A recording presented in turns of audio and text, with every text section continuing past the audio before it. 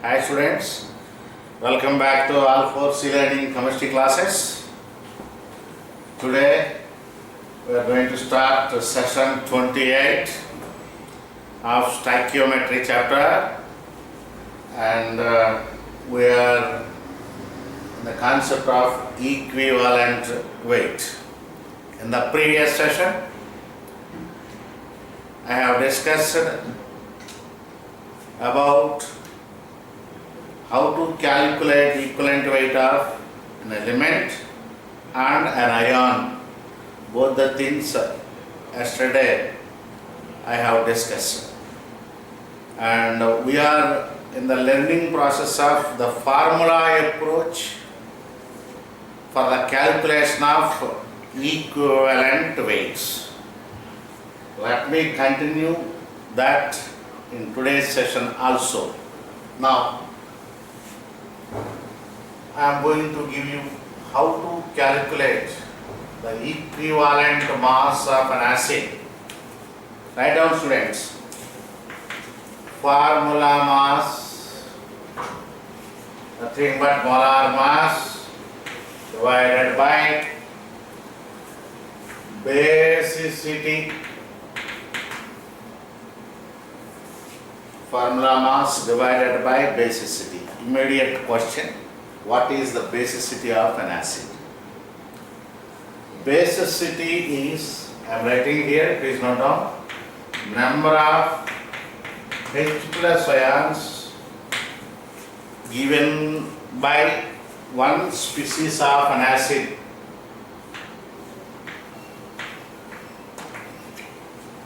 one molecule of an acid. That is nothing but the basicity of that acid.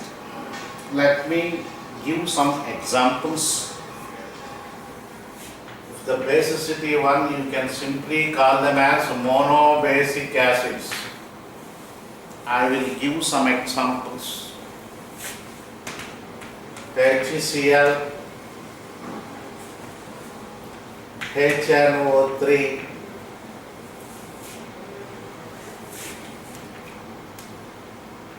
CH3COOH,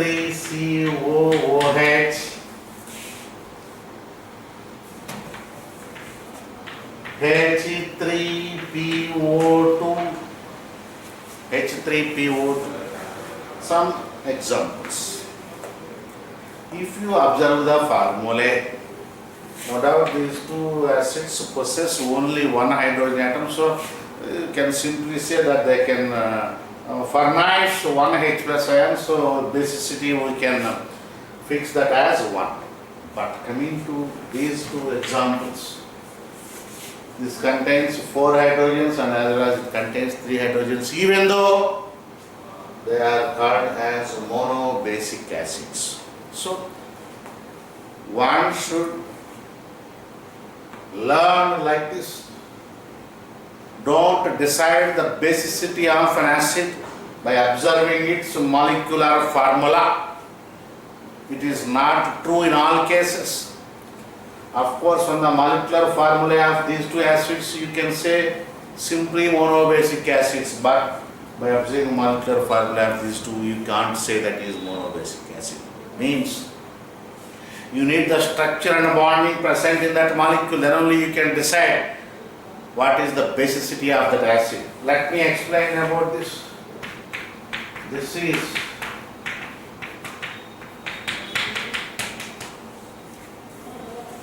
only this hydrogen is ionizable, whereas these 3 hydrogens are not ionizable in aqueous medium. That's why you can rate only one H plus ion, that too weak acid, not complete ionization. Of course, we will discuss that in the ionic equilibrium chapter. As of now, okay, you can simply consider it as a monobasic acid. Now come to the third one, that last acid, hypophosphorus acid. Let me draw the structure. OH, H, only this hydrogen is ionizable. These two are not ionizable because they are attached directly to phosphorus and in aqueous solution that ionization is not that much easy. And this is readily ionized in aqueous medium. So that's why it also becomes monobasic acid. So don't decide the basicity of acid just by observing its molecular formula. That is very important point that you should know at this moment. Now please note down, these are all examples for monobasic acids. Many other examples are also there. Now second one. For these monobasic acids, what is the equivalent weight? Equivalent weight of acid is equal to formula mass M divided by 1. Both are same because all these are monobasic acid, donate only 1 H plus ion. Coming to dibasic acids. For dibasic acids, you can simply say that the equivalent weight of any acid is equal to its formula mass divided by 2 because basicity is 2 examples. All oxo acids of sulfur. Sulfuric acid, sulfurous acid, thiosulfurous acid, thiosulfuric acid, tetraethylenic acid, any oxo acid of sulfur belongs to dibasic acid only. I will give some examples: H2SO4, H2SO3, fuming sulfuric acid, H2S2O7, H2S2O8, Carnose acid, H2SO5. We have all these acids we have discussed while calculating the oxidation numbers. All these acids are dibasic acids only because all these are oxo acids of sulfur. Any oxo acid of sulfur you can simply fix that as dibasic acid because any one of these can donate 2 H plus ions in aqueous solution. That's why they come under the category of dibasic acids. Coming to familiar oxalic acid, H2C2O4, it can also donate 2 H plus ions. H2S, hydrogen sulfide, basically you can take it as 2 because it can also donate 2 H plus ions, of course they are weak acids, but they can donate. Now, H3PO3, phosphorus acid, again the same. By observing molecular formula, don't decide basicity again. Now let me decide its basicity. PO, OH, OH and H. This is not ionizable. These 2 hydrogens are ionizable. That's why the basicity of hypophosphorus acid is also 2. So for all these acids, the basicity of acid is 2. So while estimating equivalent mass, we have to divide the respective molar masses with 2 because all these are dibasic acids. Please note it down. Then I will go for tribasic. By erasing this, I will write here. Meanwhile, please note it down. Finish it off, students, fast.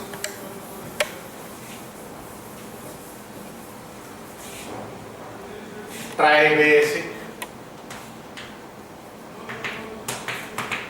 Best example, phosphoric acid, H3PO4. Okay, let me explain how it becomes tribasic. P double bond O, OH, OH, OH.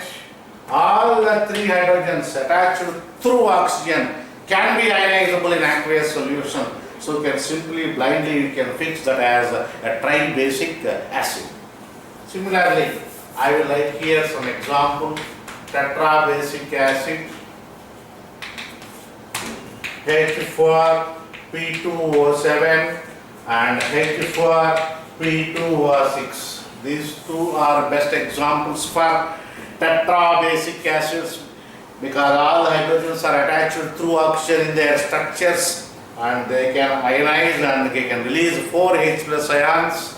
So that's why they come under the category of tetrabasic acids. And for tribasic acid, simply you can write equivalent mass is equal to formula mass by 3 Whereas for tetrabasic acids, it is molar mass divided by 4. So in this way, one can estimate the equivalent mass of an acid, means substance which can behave as acid. For such type of substances, we have to go through this approach to estimate their equivalent masses. And then I will go for the bases, how to estimate the equivalent weights of base.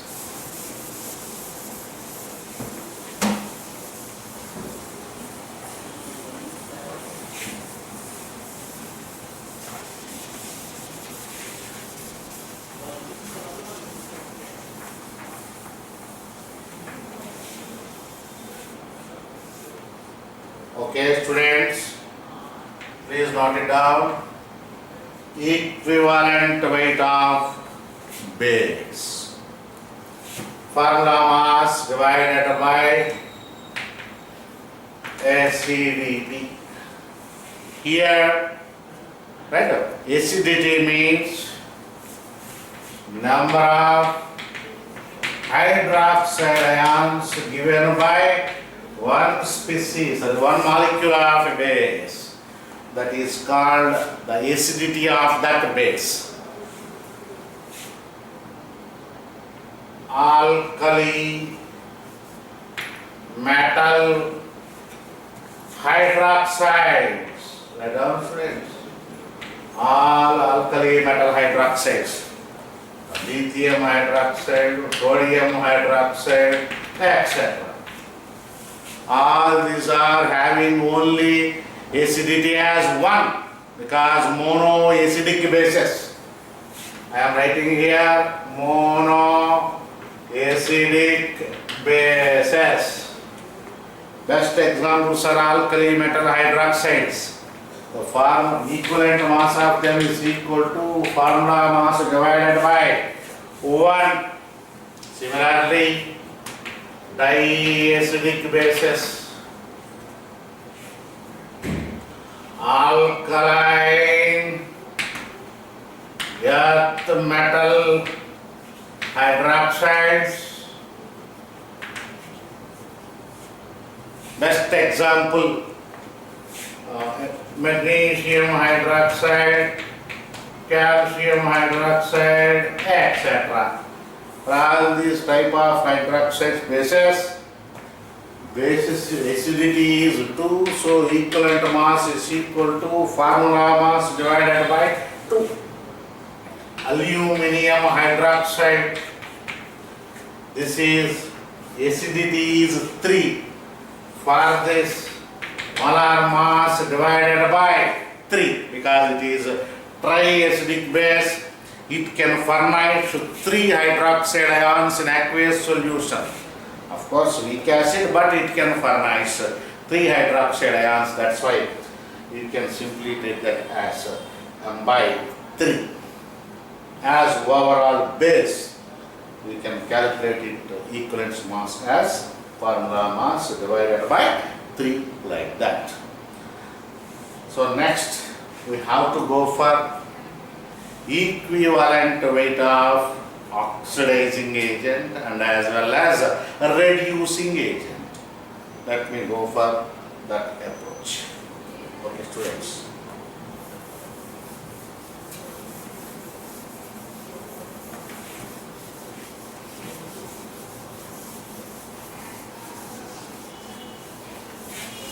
Get ready, students. We are entering into the important part of this particular aspect, equivalent masses of oxidizing agents and as well as reducing agents. Now I am going to equivalent weight of oxidant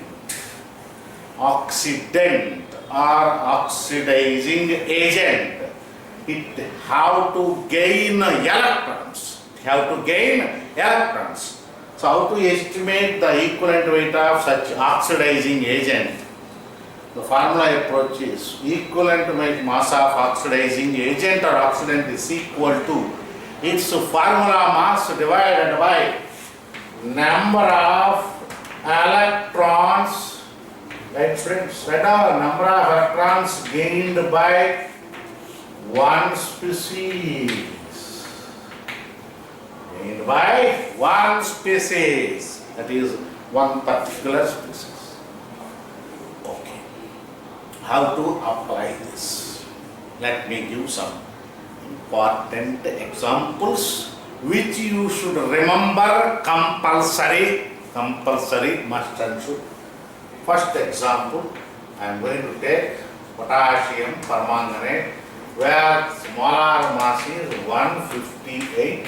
Potassium does not undergo any change in oxidation number, and permanganate, the manganese will changes into different oxidation state from +7 based on the medium in which the reaction is taking place.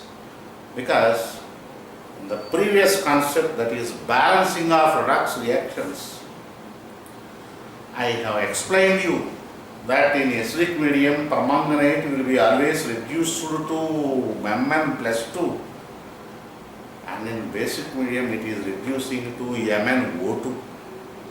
Let me recollect once again those changes here, because we are under the concept of equivalent mass calculation. Okay. First one. Acidic medium, not on students. Acidic medium. We know the chain. I am writing here. MnO4 permanganate always changes into Mn+2+7.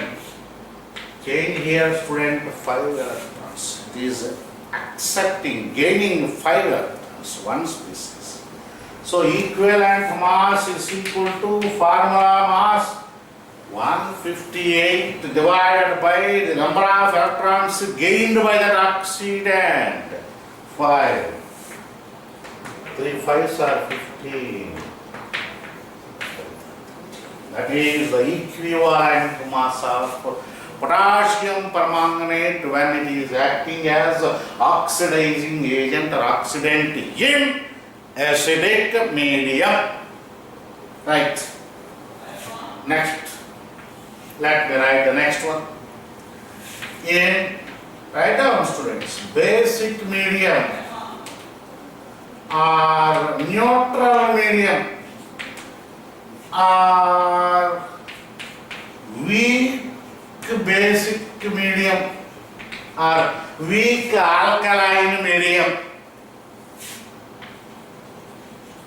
In all the three, the permanganate will changes only in one style. That is MnO4 minus, I am writing, students. MnO2, this is +4, this is as usual +7. Change is 3. Change is 3. So now let me calculate the equivalent mass. Equivalent mass is equal to formula mass of potassium permanganate 158 divided by 3. 5 3s are 15, 2 3s are 6, 20, 52.6, like.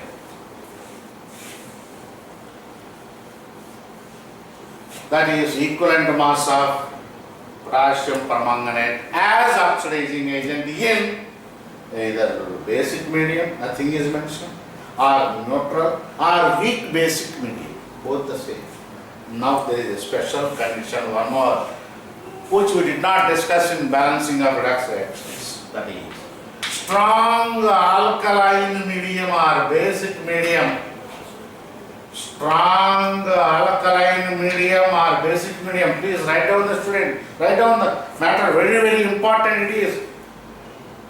2 times the previous advanced questions are there on the same concept. Please write down. Strong alkaline medium where permanganate will be reduced to manganate. Here +7, here it is +6. change is only one electron strength.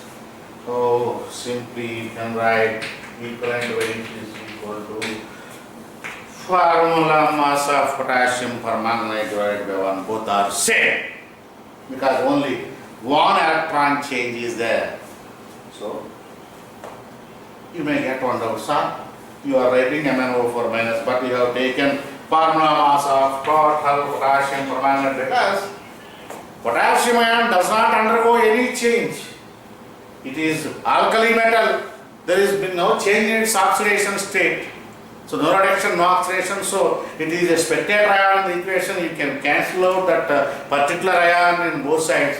So while estimating the total permanganate molecule, you should take 158 as.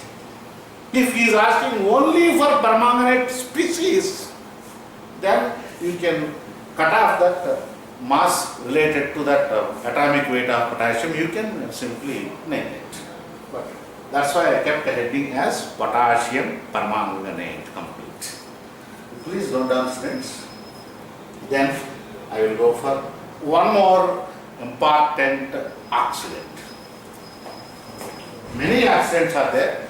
Some important things only we are going to discuss here.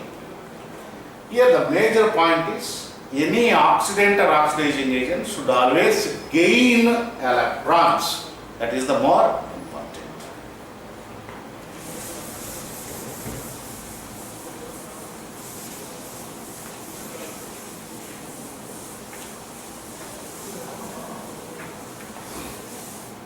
Now, okay, let me go for one more compound, that is potassium dichromate. In acidic medium, potassium dichromate, that is dichromate ion, will always be changed, reduced into chromium 3 plus. This is the change. This also we have discussed already in balance of equations, redox reactions in acidic medium. Oxidation state of chromium here is +6. Here it is +3. One atom changes 3. 2 chromium atoms. It is 2 into 3, 6. Now you can write the equivalent weight of potassium dichromate is equal to 294 is formula mass divided by 6, 49. 4 6 are 24, 54 9. Okay. That is the equivalent weight of potassium dichromate, acting as an oxidizing agent because it is gaining, each species is gaining 6 electrons while it is changing from its oxidation state of chromium from +6 to +3.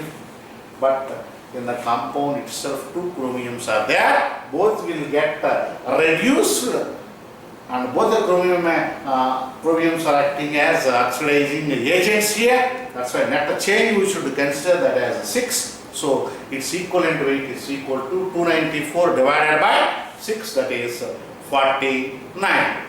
Now let me go for equivalent weight of reductant. Finish up this.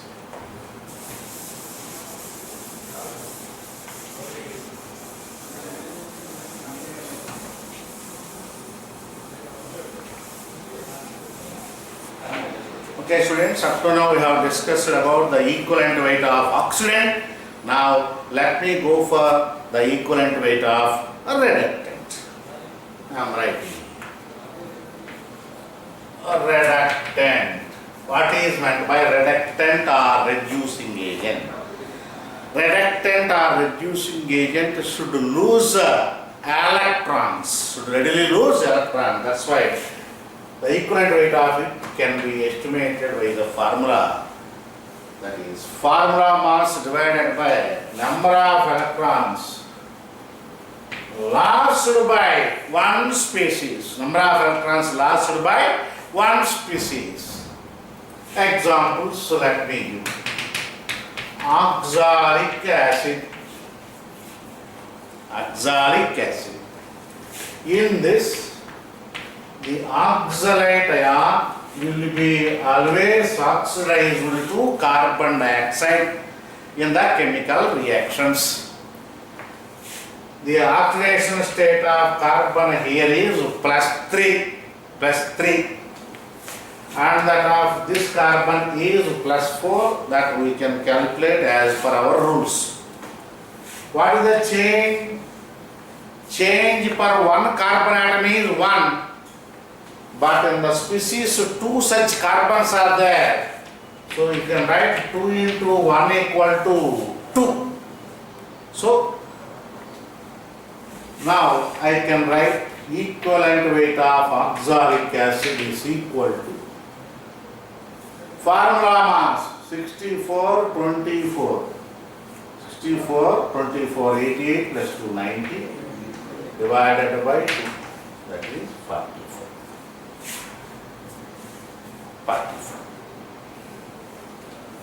Next example. Morse salt. I am introducing one compound.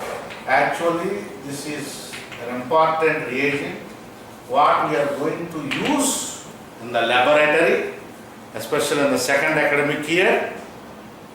While doing practicals in the laboratory, we are going to use this Morse salt for titration processes. The formula of it is FeSO4 dot NH4 twice SO4 dot 6H2. It's a double salt. A double salt mixed of 2 stable salts. Double salt. Ferrous ammonium sulfate.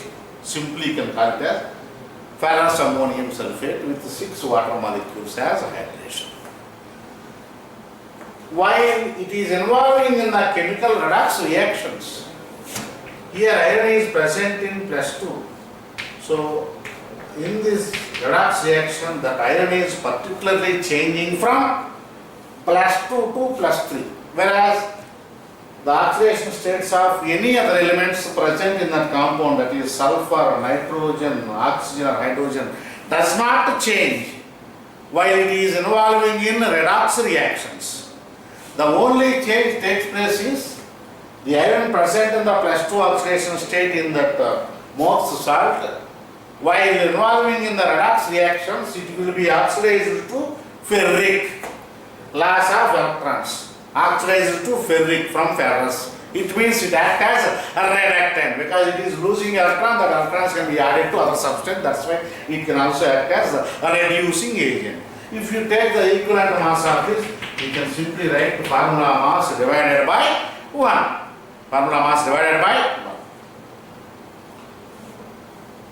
Write down, students. These two are some examples for reductant or reducing agents which are ready to lose electrons while involving in redox reactions.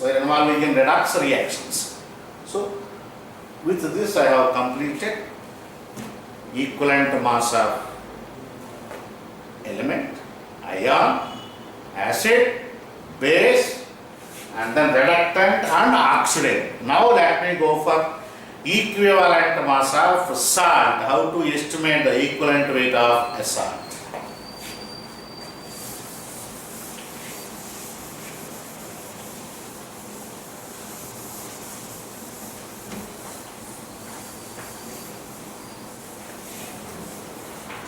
Okay, students, let me write down the equivalent mass of salt. Please note it down. Equivalent weight of salt is equal to, say, formula weight divided by total charge, right now, either on cation or anion. Anything you can take, but you have to take only mod. That is only magnitude you should take, no sign. Don't forget about it. That's why I kept it as modulus. So equivalent weight of salt can be calculated like this. Formula mass of salt, that is nothing but molecular mass. divided by magnitude of total charge either on cation or anion. Don't forget about that. Now let me explain with 2 or 3 examples. Many salts are there, thousands of salts are there, but approach you should know. Simple.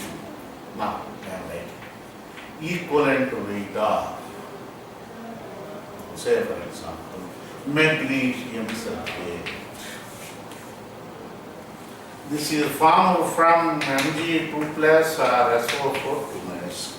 Total charge either on cation or anion, both are same. Both should be same, then you can call it as simple salt. Right. Formula mass. Simply I am writing that M by 2. Next, equivalent mass of aluminum phosphate. Al plus 3 or PO4 3 minus. That is the structure of the ionic compound. Simply you can write the formula mass divided by 3. Suppose if you take equivalent mass of aluminum sulfate,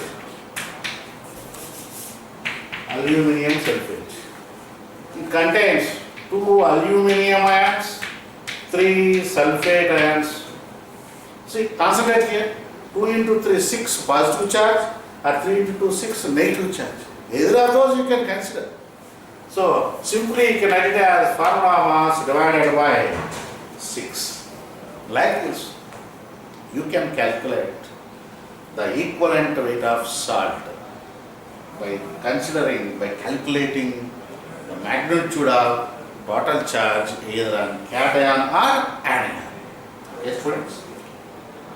With this particular concept, I am going to conclude this session, and in the next session, let me go for some more approaches.